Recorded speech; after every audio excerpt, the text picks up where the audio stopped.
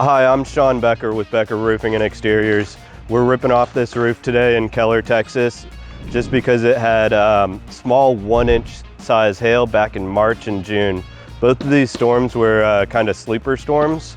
They were at 3 a.m. in the morning, and one was at 3 p.m. One I was at work, one was when I was asleep. I barely heard like the knocking on the window because it was such small hail.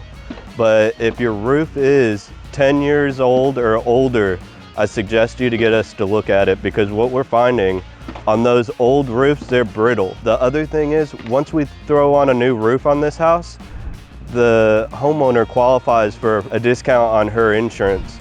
Every insurance company offers a new roof discount for the first 10 years of the roof's life.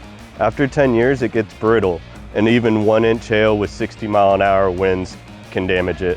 So give us a call. Thanks.